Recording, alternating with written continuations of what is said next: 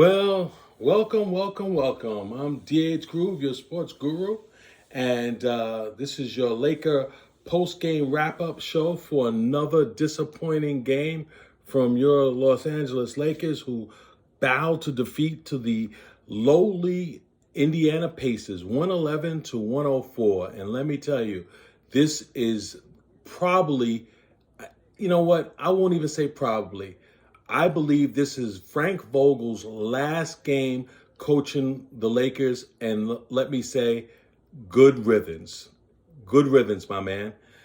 Let's just, cut to the chase. Let's go over why we feel that tonight is Vogel's final game coaching. The next game for the Lakers is on Friday night, a 7 p.m. start. The Lakers embark on a little East Coast road trip. Hopefully, on this road trip, they will get the service of Anthony Davis back in uniform after what has been about a 4-week layoff because of a sprained medial collateral ligament in his leg.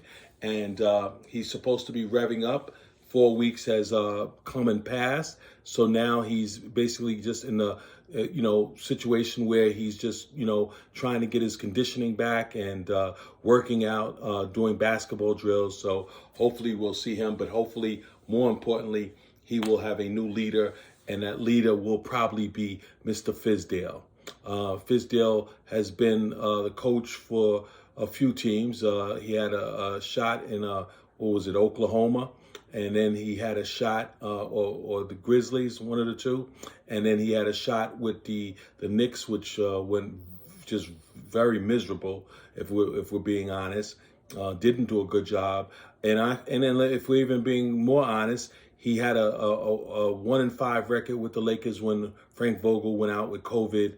Did not show itself to be anything great shakes. But I think there is a difference between when you're interim or when you're just filling in, so to speak. And I think that at this point, why not? The Lakers have nothing to lose. Let me go over what would happen this evening and why the Lakers eventually lost this ball game. Number one, he started Trevor Ariza. No disrespect to Trevor Ariza. He supposedly was, pegged to be one of the starters in the beginning of the season, but he had a injury of sorts, and so he came back, and then maybe about 2 or 3 weeks ago, and what happened was he got COVID, and when he came back initially, I thought he was ready to play, but once he had COVID, he just hasn't looked himself. He's been very sluggish. COVID does this thing. We saw Cam Newton last year play very well, and then all of a sudden catch COVID, and let's face it, he probably hasn't been the same player since. So everybody is affected different by this COVID-19 virus. Number two, he took Malik Monk. Malik Monk, I believe, has been the Lakers' second best player, without a doubt. Last game, I think, from 3-point range, he was something like 7 for 9 or 7 for 12. Had an outstanding performance. He basically took him out of the game in terms of not starting him. He only gave us 10 points tonight. He didn't play badly, but in 27 minutes, just didn't get the ball enough. Didn't get up enough shots. I mean, we can go right to the box score, and then we'll bring it up. Malik Monk, he had 10 points.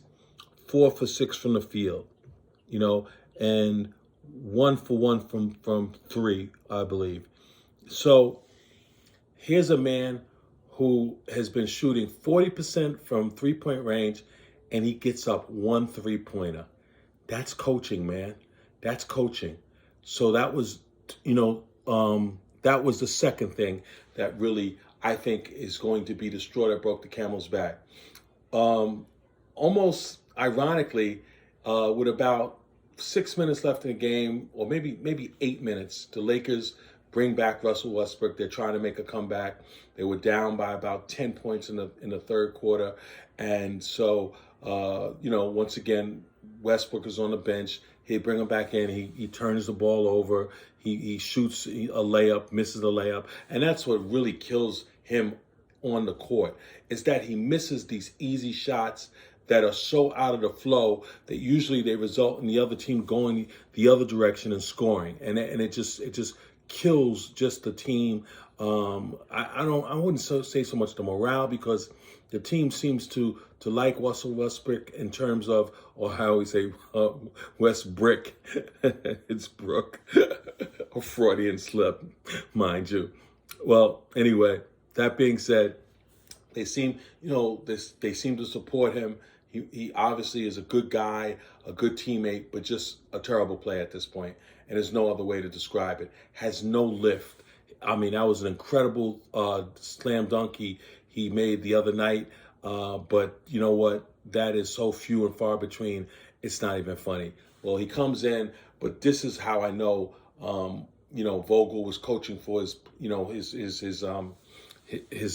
just his life. He's coaching for his job. He finally took Westbrook out with like 3 minutes left the game, and didn't put him in, and didn't put him back in the game. So he closed the game without Westbrook. That was the first time all season that he did that in a close game. At the time, it was close, but Karis LeVert, turned into Michael Jordan, had about 22 points in this fourth quarter. In one quarter, 22 points. I mean, just unbelievable. I mean, no double team ran at him, not one time. Another crucial mistake by Frank Vogel was, Carmelo Anthony had been out for 3 games. He had missed 3 games, I believe, with some sort of back issue. So down the stretch, he's playing Carmelo. Carmelo happened to be 0 for 5 from the field, from 3-point range. I think he did manage 10 points. I can confirm that. But Carmelo just didn't have his legs. Carmelo's not even a real good defensive player, let's be honest. He was 6 for 12 from the field, 0 for 5 from 3, and he was 2 for 2 from the line. So that's 12. That's 14 points. But Carmelo Anthony should not have been on the floor in closing time. He could have had Stanley Johnson in the game. He could have had Dwight Howard in the game, who played very little in the second half, with a big man in there, and Sabonis, and Sabonis was killing us. But mainly it was LeVert, who just destroyed us. And the Lakers. There was a time in the game in the third quarter where the Lakers, if I wish I had the sequence to show you, where they basically just stopped playing. In other words, I wouldn't say they stopped playing. That's a little strong. What they did is they didn't rotate and really bust their behinds to get to the ball. And it just showed you that the team they sort of quit in some ways. They sort of quit because that's not the kind of effort. This is what Magic Johnson tweeted about the other night. And then LeBron James subsequently came out and made a statement that we'll be better, and it wasn't acceptable. And LeBron played, a pretty good game tonight. He just wasn't his, he wasn't perfect, by any means of the imagination, but LeBron gave you another, decent performance. I can't put this on LeBron James. I mean, we can go over the numbers when it comes to LeBron. LeBron James had 30 points. He was 11 for 22, so that's 50%. 3 for 7 for 3. Wasn't great at the foul line. 5 for 7. Well, it's not terrible for him. Also, let's see, no blocks? What else did he have? He had a couple of, I know he had a decent amount of assists and some rebounds to boot.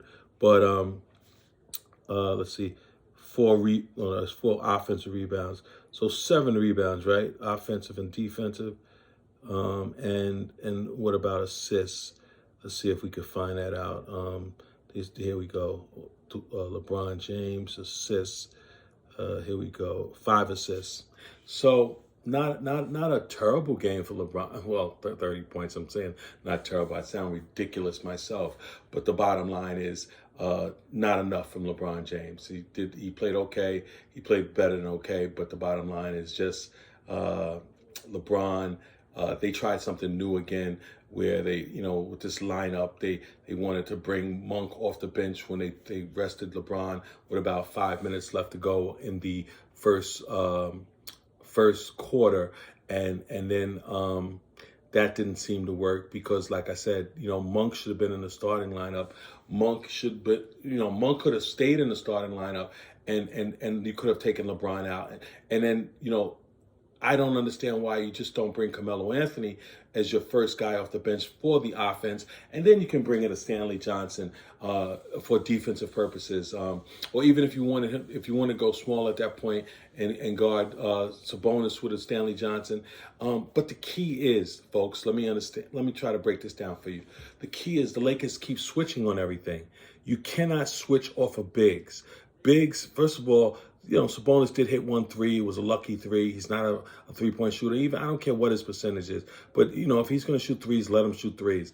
They did let him shoot a 3. He nailed the 3. But for the most part, you can let him have that shot. So all you have to do when guarding a big, like if Dwight Howard or anybody else, LeBron James, you just you hedge, and then you let your man get over the screen, and then you go back and you protect the paint. Because what happens far too often with the Lakers is that they don't block out, and they also they allow second chance opportunities, and really a lot of times when you allow that second chance opportunity, it turns open to a wide open 3.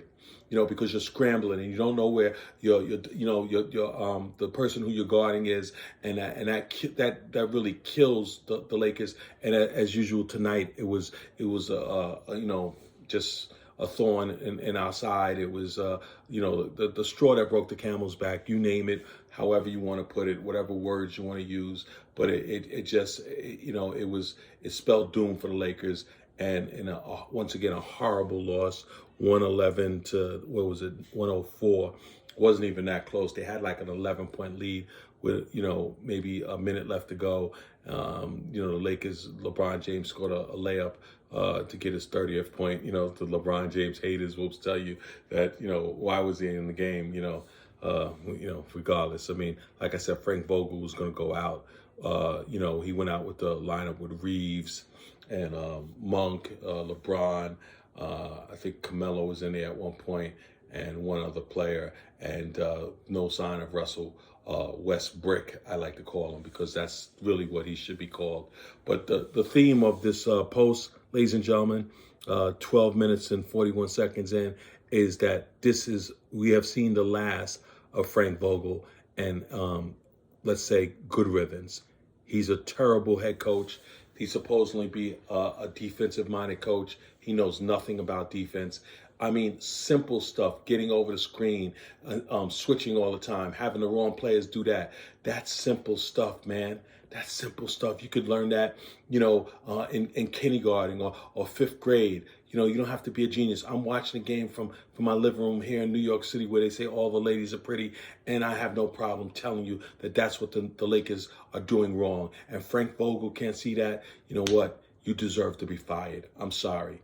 So this has been your sports guru. Please like and subscribe to my channel, Sports Guru, aka DH Grove.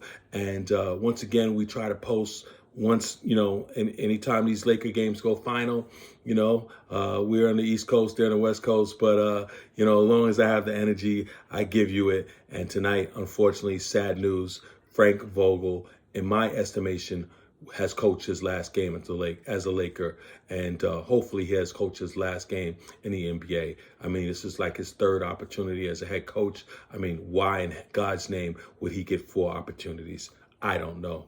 But anyway, thank you for joining us. We'll see you next time. We'll see you Friday, 7 o'clock start. So we'll come to you a lot earlier. Obviously, that's a East Coast game. And the Lakers will be embarking on somewhat of a East Coast road trip. So we'll be able to bring these posts to you a lot sooner. Once again, thank you so much. Like and subscribe to the channel.